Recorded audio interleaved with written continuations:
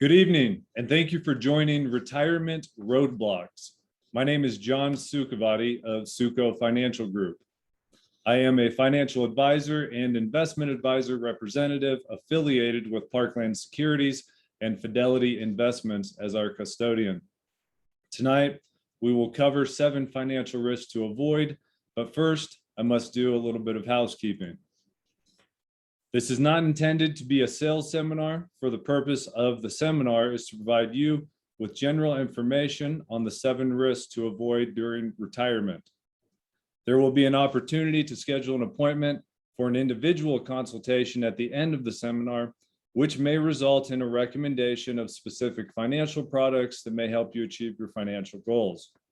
There is no obligation to schedule an appointment or purchase a product. As we get going here, I'll turn my camera off so I'm not distracting myself, and I'll come back on at the end to answer some questions. If you're just joining, this is Retirement Roadblocks, 7 financial risks to avoid. Again, I am John Sukovaty of Suko Financial Group. Over the past 7 years, I have personally served over 80 families in the Denver metro area and impacted hundreds more through my work as a wholesaler at Transamerica. We help to build and preserve wealth, not only for today, but for future generations. I entered the financial industry because I enjoy helping people and making an impact in others' lives. I help my clients realize their dreams, and in turn, they are helping me to realize mine, to be a steward of my time and the talents I have been given. When I'm not working, you can find me babysitting our 7-month-old son Stetson, or hanging out with my beautiful wife Renee and trying to escape into the mountains. I know that you have many ways to spend your time this evening, so I want to first thank you for spending it with me. This is a 2-part presentation. Part 1 is this webinar. We will spend 25 minutes covering our main objectives, 5 minutes answering some questions on there. Part 2, I hope I have the opportunity to visit with you one-on-one in a discovery session where we can learn more about you personally. There are several ways that we can get that scheduled, which we'll cover at the end. My goal is that by the end of today's webinar, you will learn the 7 financial roadblocks you could face in retirement and strategies to help you avoid them now. Retirement obstacles can be easier to avoid when we know what lies ahead. Give me your next 30 minutes, and my hope is that you will walk away much more informed than when we started. Now, I believe that an informed client is a good client, a better client. In my years helping retirees and pre-retirees navigate the twists and turns of their retirement journey, experience has taught me that most retirees will face a few, if not all, of these 7 major roadblocks in retirement. And because these roadblocks could potentially expose your retirement to unnecessary danger, I often refer to them as financial risks. The good news is that the sooner you are aware of these potential risks, the sooner we can help implement strategies to help avoid them. So, what are the 7 financial risks retirees could face in retirement? They are longevity, inflation, sequence of returns, withdrawal rate, Social Security, healthcare, and taxes. To help guide our retirement discussion tonight, let me introduce you to siblings Bill and Jill. As we join Bill and Jill on their retirement journey, we will see them face all 7 retirement roadblocks. The very first financial risk that Bill and Jill will face on their retirement journey is longevity. Longevity, I would argue, is perhaps the single most important risk facing retirees. To illustrate the issue of longevity, how many of you have heard of Hester Ford? Okay. In August of 2020, Hester Ford was confirmed to be one of the oldest living Americans in the United States. At 115 years young, delightful Hester could be found living out her retirement years in Charlotte, North Carolina. Now, what's fascinating is that in the United States today, there are over 92,000 Americans that are age 100 or over. And it's expected that the number of centenarians will double in the next 20 years to about 190,000. Today, Americans are living longer than ever, resulting in a retirement that could last 25, 30, or even 40 years. Let's look at some stats.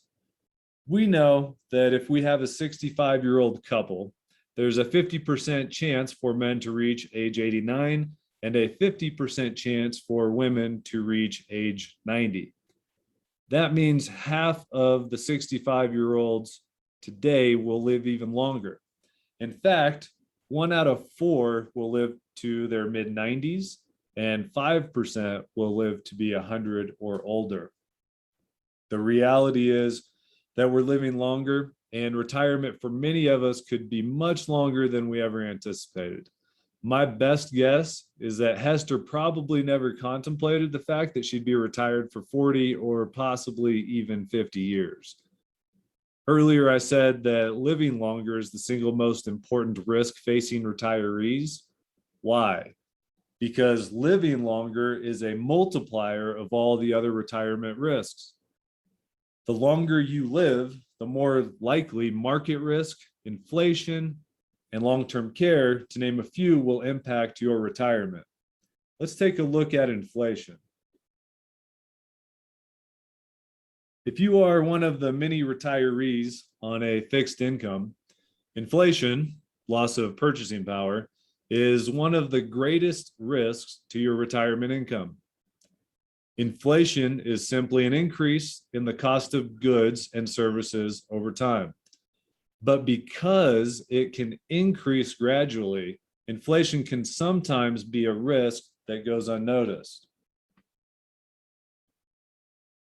In periods of high inflation, like the mid-1970s and early 80s, consumers were painfully aware of the strain on their wallets.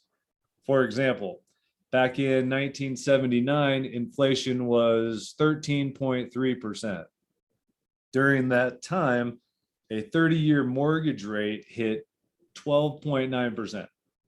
The noticeable impact of inflation was unmistakable. We all know high inflation is bad, but even modest rates of inflation can have a cumulative effect. Over the last 20 years, we've been experiencing relatively low inflation rates, so it's gone mostly unnoticed. As a result, inflation is still there, compounding over time. It's just taking longer to eat away at our purchasing power. Keep in mind that the historical average is 3.7%. So while the recent 20-year average is only 2.1, it's likely that those rates will eventually move closer to the historical average.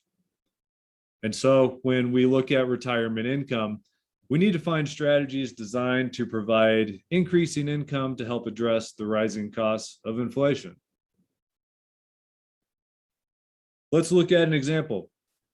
If you have $50,000 a year in income today, at a relatively modest 3% inflation, your income will need to double in 24 years. Think about that. Your $50,000 today needs to become $100,000 in 24 years. But in periods of higher inflation, let's say 6%, that $50,000 now needs to become $100,000 in 12 years. That means it needs to double in half the time. Think about Hester for a moment. Hester's been in retirement for much longer than 30 years. Even at a modest 3% inflation rate, Hester's income had to double not just once, but twice during her retirement to maintain her purchasing power. So whether it's high inflation or low inflation, the longer we live in retirement, the more important it becomes that we create strategies to help maintain purchasing power, so we don't potentially deflate our ability to cruise through retirement. We often rely upon our retirement assets to outpace inflation. However, we all know that markets are unpredictable. They go up and they go down. Typically, market pullbacks will have a minor impact on retirement savings because savers can simply wait for the market to recover. However, when market pullbacks occur early in retirement, they can have a major impact, making it difficult for portfolios to bounce back and provide needed income throughout retirement. We call this sequence of returns risk, or more simply, sequence risk. What's frustrating about this risk is that it's based solely on luck and what is happening in the marketplace when you retire. You can't control or predict it, but its impact on your retirement nest egg can be significant. As I'll demonstrate now, timing in retirement is everything. Let's look at Bill and Jill. Bill did well saving for retirement, and when he reached retirement age in 1996, he had accumulated $1 million in total retirement assets. Bill followed a broad market index fund, and upon the first year of retirement, withdrew 4%. Jill is 3 years younger than her brother Bill, and she followed Bill's footsteps when it came to her investment strategies. She also amassed $1 million in total retirement assets by following the broad market index fund and started her withdrawals at 4%. The only difference, Jill retired in 1999, 3 years later than her brother. Let's go back to Bill. He started withdrawing $40,000 a year, adjusted 3% per year for inflation. By the end of 2019, his withdrawals totaled just over $1,370,000, and his residual account value increased to over $2,100,000. Bill's looking good. But how's his sister Jill? Jill retired in 1999. She continued to follow Bill's footsteps by withdrawing $40,000 a year, adjusted 3% per year for inflation. And by the end of 2019, her total withdrawals were over $1,140,000. But her total account value was $148,000. Jill has $1,960,000 less than her brother Bill. What happened? Bill retired in 1996 and experienced 4 years of positive returns before weathering two bear markets from 2000 to 2002 and 2007 to 2009. Bill simply had more time for his savings to grow before the negative returns hit. Jill, however, retired in 1999 and only had 1 year of positive returns before the first bear market. Jill fell victim to sequence risk. The only thing Jill did differently was that she retired 3 years later, giving her a different sequence of market returns. As you can see, the effects of sequence of returns makes it really hard to plan for retirement. We can't predict what the markets are going to do or when. And due to this level of uncertainty, many people are looking for guarantees. If you want to take sequence of return risk exposure off the table, we have strategies that can help. Because of market volatility, researchers back in the 1990s started asking, how much money could someone safely pull out of their portfolio each year and still have the portfolio last throughout retirement? We call that a safe withdrawal rate. In the 1990s, a financial expert, William Benjamin, told us that based on historical data, 4% was a safe annual withdrawal rate. 30 years later, today's researchers tell us that the 4% rule is more like a 2.7% rule or 1.9% rule, depending on how retirement savings are divided amongst equities and bonds. But even if we went as high as 3.2%, that means 20% of the time you could still run out of money. In other words, they're telling us that we need to withdraw significantly less from our retirement portfolios if we want them to generate income throughout our retirement. So, if recommended annual withdrawal rates today are nearly half of what they have been historically, moving from 4% to 1.9%, it means your nest egg will need to have more than doubled in size. Let me show you. To generate $40,000 a year in income using a 4% withdrawal rate, you need a $1 million portfolio. But at a 1.9% withdrawal rate, you will need 2.1 times more savings, over $2 million, to generate the same level of income. While this news is sobering, the good news is that there are various financial and insurance strategies that can help create sustainable lifetime income. When we meet to discuss your unique financial factors, we can explore what safe withdrawal rate may be right for you. Speaking of generating lifetime income, Social Security is one of the few sources of guaranteed lifetime income for many retirees. Because it is so vital, it's important to thoroughly understand your options to maximize your benefits. Determining how and when you're going to file for your benefits can be quite complex. There are a surprising number of options to consider, and the choices you make could have a significant impact, not just on your retirement income, but on your spouse's and any survivor's income as well. There are a few things to note. You can start receiving Social Security benefits as early as 62. However, you are entitled to 100% of your benefits when you reach your full retirement age. What happens frequently, though, is that people start their benefits before reaching full retirement age, which may not be the best option. The decision to begin benefits prior to or after your full retirement age can permanently decrease or increase benefits dramatically. Let's look at Bill and Jill. Bill and Jill both have a full retirement age of 66 when they are entitled to their full benefit of $2,000 per month. If Bill were to retire and take Social Security benefits earlier at age 62, he's going to experience a 25% reduction in his benefit. $2,000 now becomes $1,500 per month.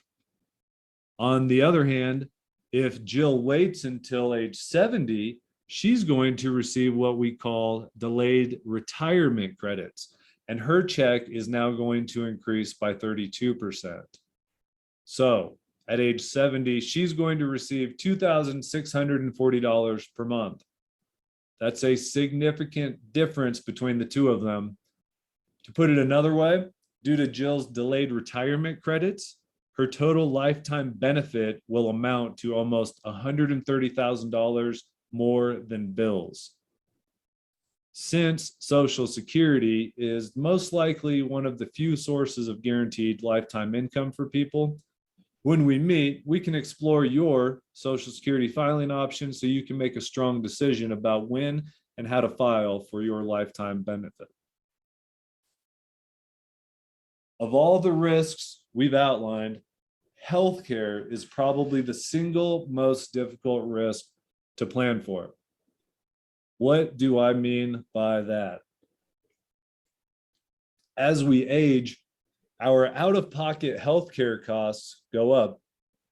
As a result, a healthy 65-year-old couple can expect to spend over $12,000 a year in annual out-of-pocket costs. But by the age of 85, that number will triple to just shy of $38,000.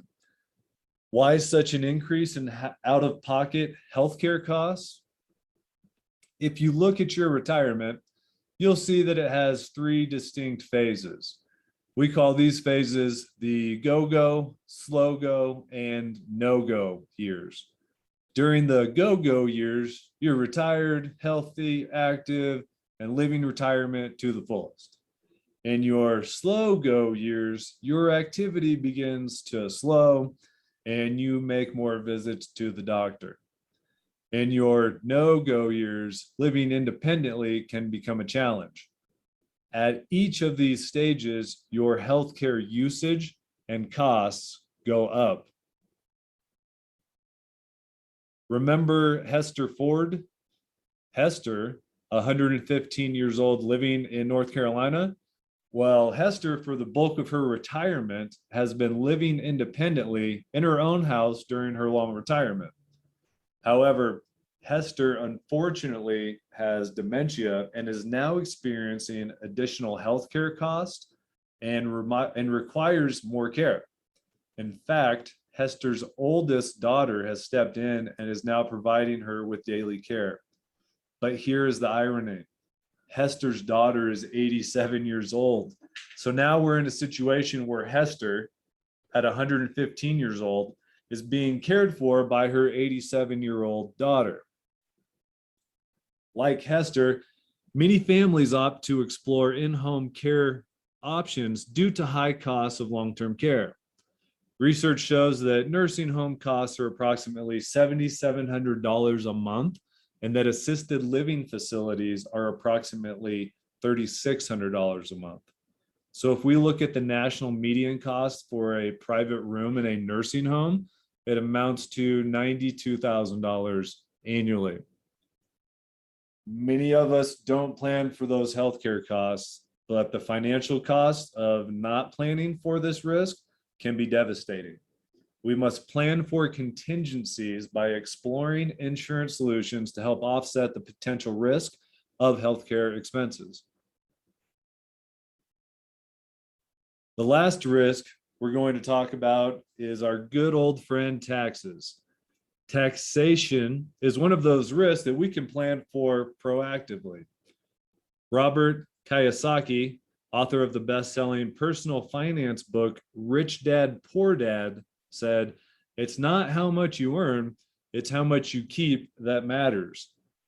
Taxation speaks directly to that. How many of you have IRAs and 401ks as your largest retirement savings? When you withdraw those assets, Uncle Sam will want his cut. So we may have $1 million in a 401k, but we will have significantly less after we pay Uncle Sam. The issue with taxation is that the future of tax rates is uncertain. The reason? Well, in the fall of 2020, we had about $27 trillion of debt in the United States, and each year, the federal government spends about $574 billion just to pay the interest on that debt.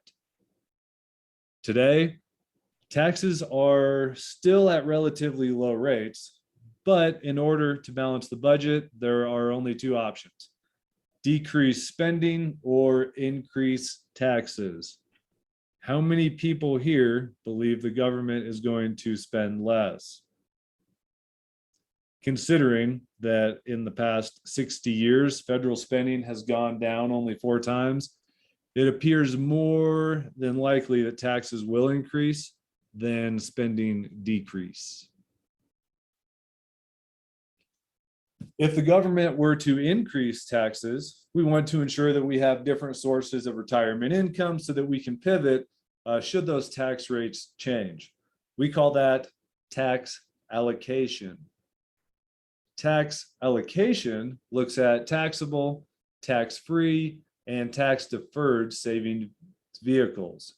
Tax allocation is important because it can give you flexibility depending on whether we are in periods of higher tax rates or lower tax rates. For example, if tax rates go up, and most of our retirement assets are in tax-deferred traditional 401ks and IRAs, that means that once withdrawn, our after-tax income will be less. But with tax allocation, if tax rates do go up, we can pull income from other more tax-efficient vehicles like Roth IRAs and life insurance that are not impacted by changing tax rates. As I mentioned, of all the risks, taxation risk is one that we can plan for proactively. When we meet, we can determine if you are taking advantage of tax efficient vehicles in your retirement planning strategies to plan for whatever the future may hold. Today, we've discussed 7 major roadblocks or financial risks to avoid in retirement. In any retirement journey, the key is to not go it alone. As a financial professional, I help clients navigate financial risks every single day. I can help you build a retirement income strategy designed to address each one of the financial risks that we've discussed today, whether it includes addressing potential changes in taxation, optimizing Social Security benefits, or reviewing ways to address market volatility. My goal is to help you build a customized retirement strategy built on your time horizon, income goals, and risk tolerance. Last, but certainly not least, remember that Hester could experience a 50+ year retirement.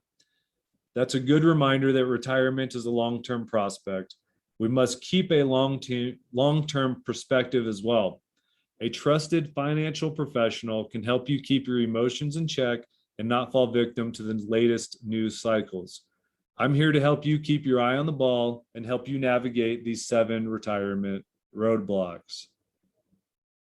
Thank you for staying for the entire presentation. As I mentioned earlier, part 2 of our agenda is an offer for a one-on-one discovery session. Now that you know the 7 different financial risks to try and avoid in retirement, we can address your concerns individually. That discovery session with me is typically about 30 minutes on a call or a Zoom, and we can request those appointments here in the chat feature, email me directly, or we will follow up with you one-on-one after today's webinar.